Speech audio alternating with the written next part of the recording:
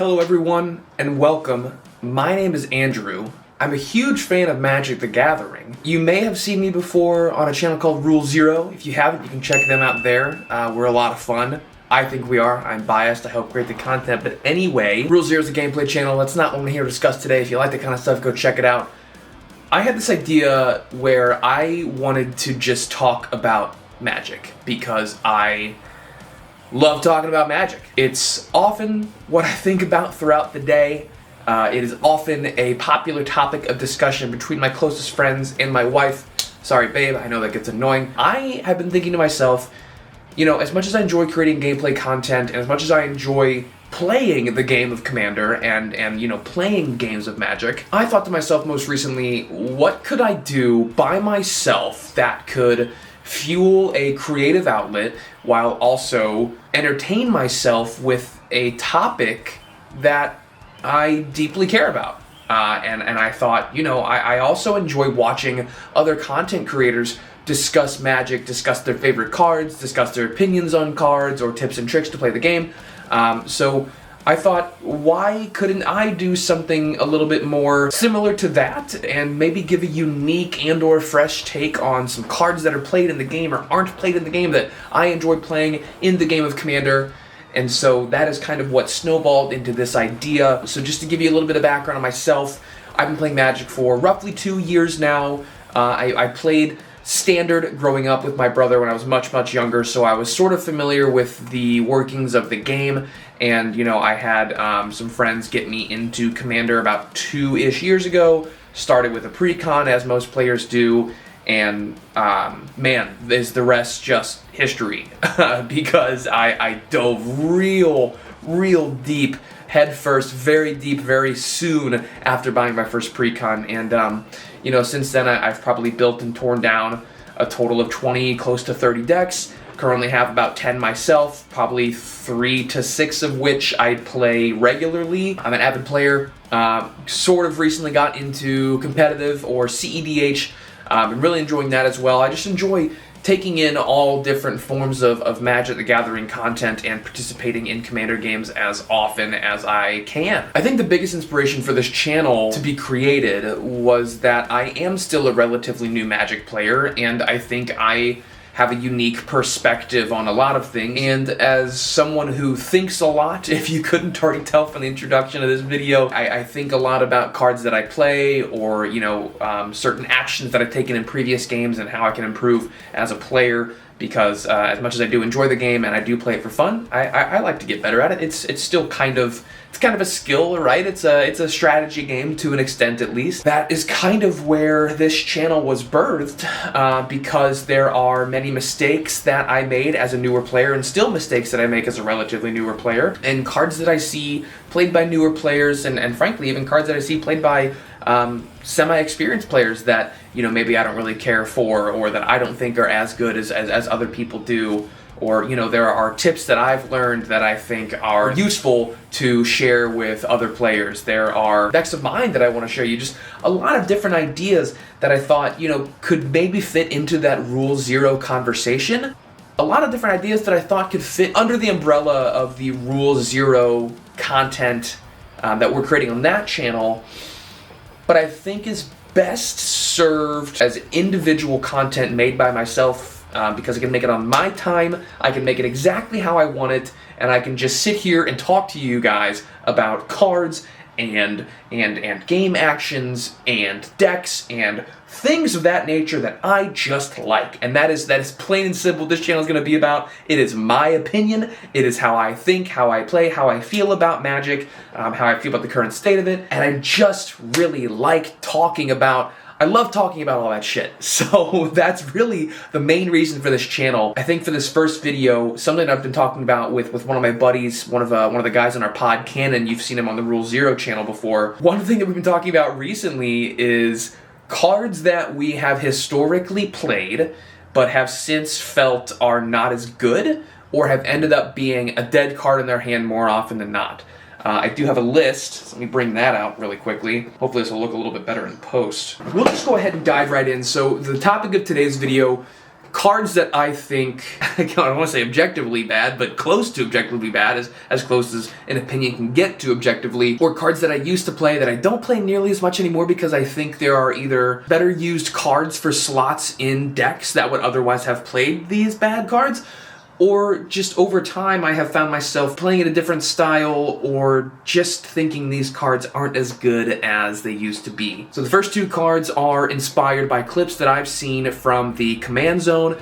Really big fan of that channel, but I did want to kind of expand on those two, and the rest are just my personal opinions that I think a lot of people could consider as hot takes. I don't know, it's my opinion, so take that or leave it or whatever you want to do with it. I don't give a shit. So the first card is Brainstorm. So Brainstorm is a 1-mana instant speed blue spell that says draw 3 cards, then put 2 cards from your hand on top of your library in any order. So this is an instant speed draw 3. Face value, that's pretty strong. Command Zone, I believe it was Rachel who had discussed that people don't play this card correctly, in her opinion. And the more I think about it, I kind of agree with her. Brainstorm is so famous for getting played wrong that there's even a term for what happens when your brainstorm goes wrong, and it's your brainstorm locked. The best thing about Brainstorm is that you can draw 3 cards, put 2 cards back, and then get rid of those 2 cards you didn't want. Get them off the top of your library, shuffle them into your deck, some way to dispose of the cards you don't want. Your Brainstorm locked when you put those 2 cards back that you don't want, and you have to draw them next turn, and you know you don't want them. So oftentimes, yeah, draw triggers, that's great. Another point made by Rachel. If you have a deck that cares about drawing cards, or if you have certain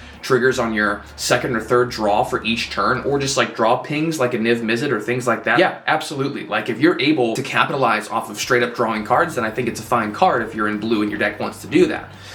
I think what people run into, and I've been guilty of this too, I used to love Brainstorm, I don't run it in nearly as many decks. The point that Rachel was making is that people will use it to draw 3 and then put 2 cards back in the top of their library, but they have no way to manipulate the top card of their library. So they're not fetching a land and shuffling, they're not casting, a ramp spell like a Rampant Growth or something like that to reset the top of their library. They're essentially just saying, I'm going to draw 3 cards, and I'm going to put the 2 worst from my hand on the top of my library, and leaving it at that. And to expand upon that, I agree with her entirely. Yes, drawing 3 is good, especially for 1 mana, and especially at instant speed.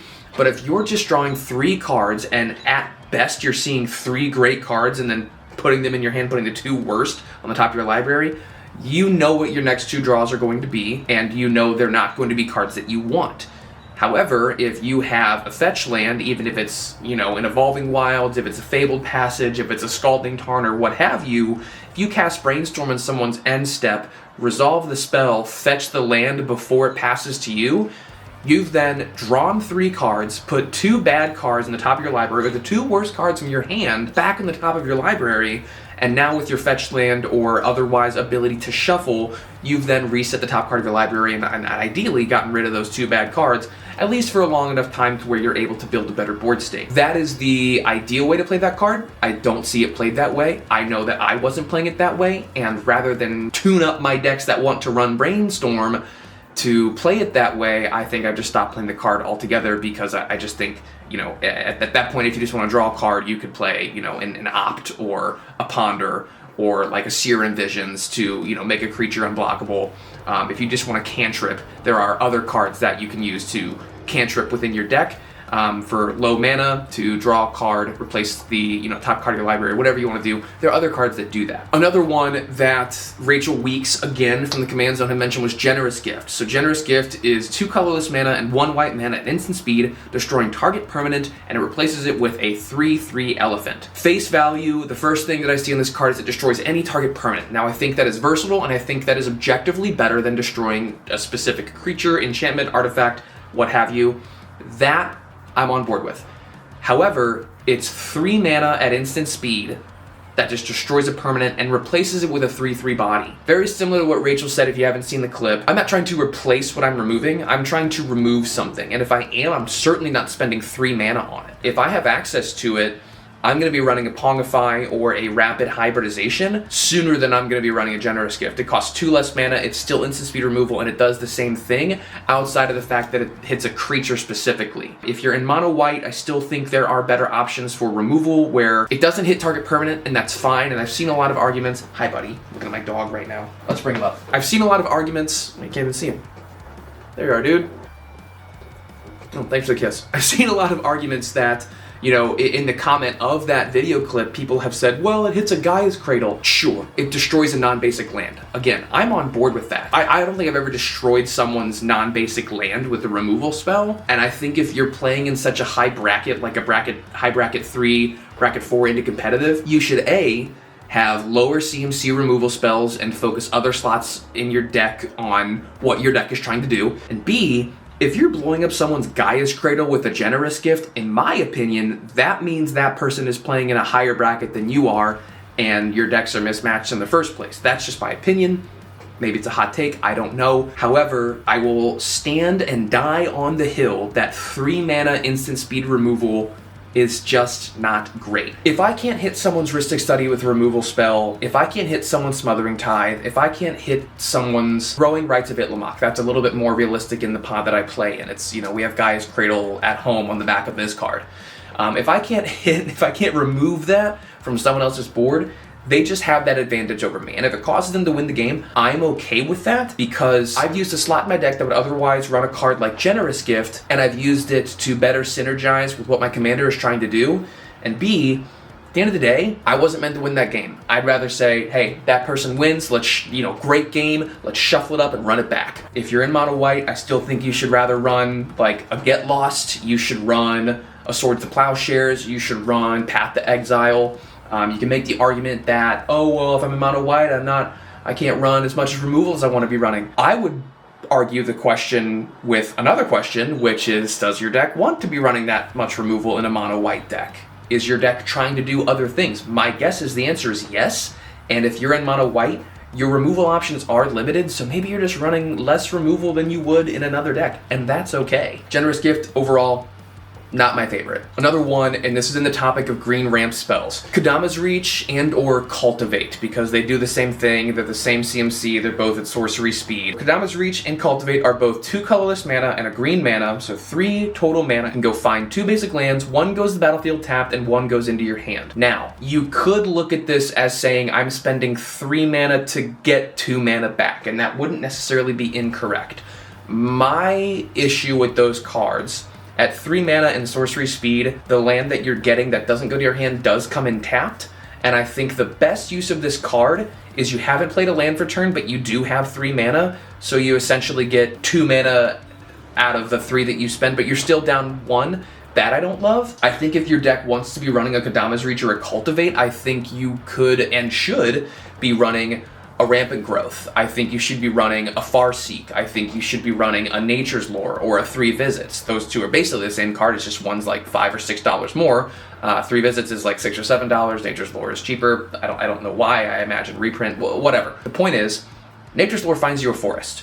Now, if you're in mono green, I think you probably have enough ramp through other effects that you probably don't need to just go find another basic forest. If you're in 2 or more colors and you're running Kadama's Reach, I would suggest running your Farseek and I would run your Nature's Lore and call it there, because I imagine your deck wants to be doing more than just ramping unless you're running a Landfall deck, in which case I would understand that you're running those cards. I do have a Landfall deck that runs about 42 lands. It's a Choco deck from Final Fantasy, and I think I do run a Kadama's Reach in that deck.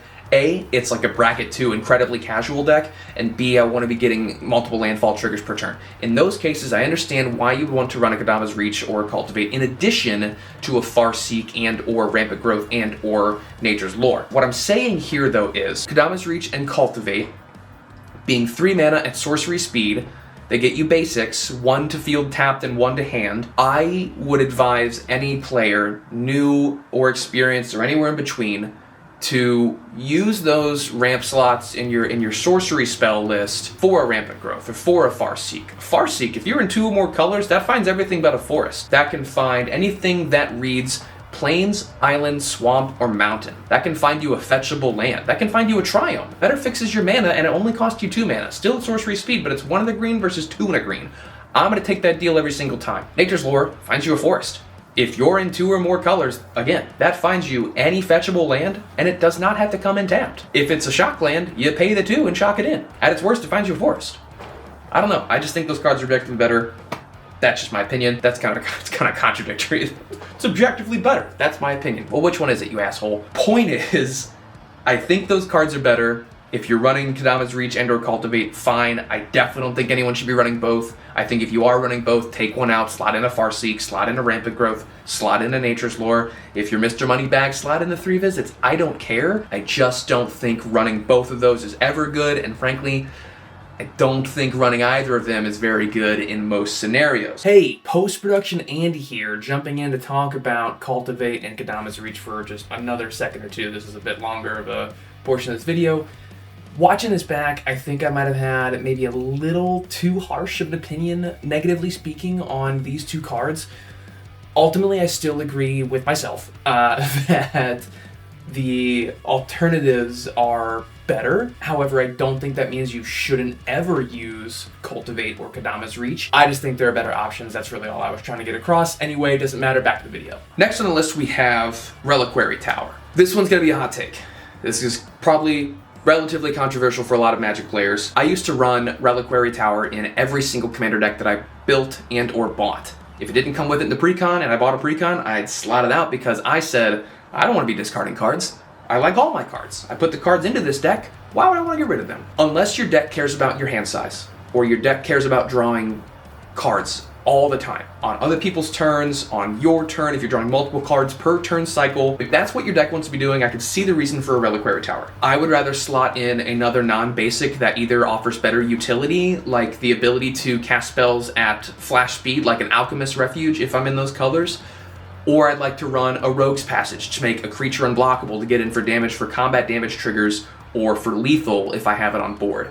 And if I'm not running that, I'm probably just going to take out the Reliquary Tower and run some sort of color-sourced mana in its place, because at the end of the day, if I have 10 cards in hand at the end of my turn, that means I get to discard the 3 worst. And sometimes, cards have flashback, like the Faithless Looting.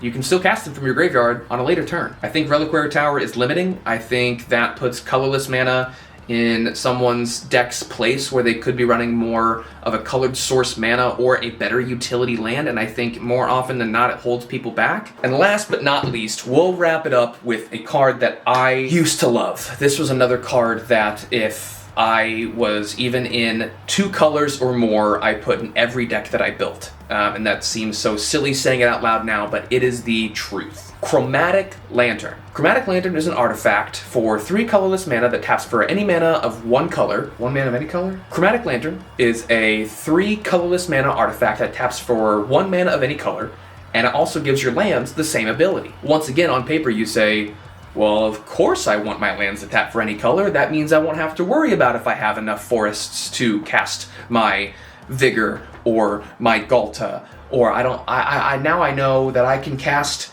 my Breya, who's all 4 color pips. I hope I don't need those 4. No. Here is why that's not great. At the end of the day, and maybe this is a little bit more privileged, if you're running a little bit more budget decks, like I can see Chromatic Lantern being an option that does fix mana on, a budgetary constraint, or if you've decided that you and your pod are playing lower budget decks, I can see where this would have its place. Generally speaking, I don't think Chromatic Lantern has a place in any deck under 5, maybe 4 colors. Breya is an interesting example because sometimes the way you build decks like Breya will care about artifact count. So again, I could see that counting for that artifact count, but if you're just putting it in there to say I have 1 more artifact, I can guarantee you there are better artifacts that you could use in its place. Overall, I think you should just be looking at your mana base. There are ways to better update your mana base and not break the bank, especially with all the Shockland reprints. Heck, even some of the Surveil lands from Karlov Manor have gone down to between $8 and $14, So depending on what colors you're in, there are very budget-friendly ways to fix your mana and get rid of a Chromatic Lantern and put in another card that actually synergizes with what your commander is trying to do and how you built your deck, rather than say, oh, I have 99 cards, my mana's not very great, oh, I'll put in the Chromatic Lantern, that's okay. Some examples for these differences in lands would be Pain lands. They're anywhere between 25 cents and $1 a piece. They either tap for colorless or they tap for 1 of 2 colors and they deal you with damage. Life's a resource. I used to be really shy and say, oh, I'm still at 40, other people are down, I feel like I'm in the lead. I don't really think it works that way. Even in incredibly casual commander, like yes, that 1 to 2 life can make a difference, but if you're hurt for mana, I'd rather see someone play a Battlefield Forge and say, I have my red and white source. I don't need my Chromatic Lantern to say that all of my lands tap for red and white. Sure, that could be helpful immediately, but what if you need an extra removal spell? Or what if you draw into a Chromatic Lantern when you have all your colored lands and you say, man, I just don't need this card. That's how I experienced that card more often than not as time passed. I realized that it was regularly a dead card in my hand or just another artifact to be hit by a Vandal Blast. I just don't think it is a great permanent to put on the battlefield. I think there are things that you can use in its place. Nothing specific that would replace a Chromatic Lantern, but I just don't think it's a good enough card to include in most decks. And I think if that's the case, you should just look at running more Pain lands, some of the cheaper Surveil lands. You can run some of the other fetchable lands that read Mountain Plains, like a not Clifftop Retreat. That one's not fetchable. Let's do the Gruul one, Cinderglade. That one's fetchable, and it checks for how many basic lands you have. I'd rather you run those kinds of lands, or even lands that come in tapped. Like, yeah, still not great. I don't like running a lot of tapped lands, but depending on the deck that you're playing, or depending on the bracket in which you're playing, running some of those, Temple of Epiphany type lands where you are able to scry one. Yeah, it comes in tapped, but you're able to look at the top card of your library and say, oh, that card sucks. I'm going to bottom it and hope the next draw is better. I think that is at least on par, if not a little better than a Chromatic Lantern being slotted into a deck that doesn't want a Chromatic Lantern. That felt super rapid fire. I have no idea if any of that made sense. I do really enjoy talking about Magic, so I'm pretty sure I kind of just blacked out for some of that.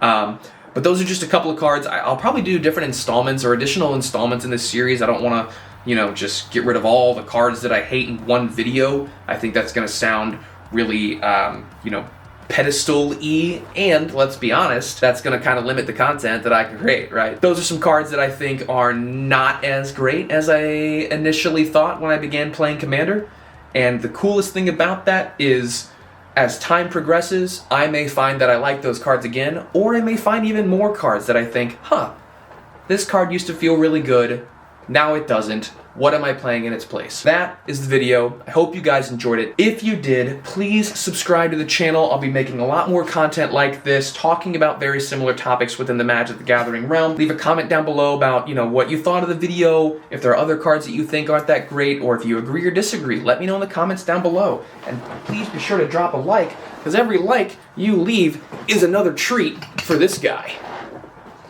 This is Randall. This is my puppy. I love him very much. And if you keep leaving likes and comments and engaging with my videos, one day I can buy him a lot of treats. I don't know. That's the video. Appreciate you guys watching. Subscribe to the channel, and I will see you guys in the next one.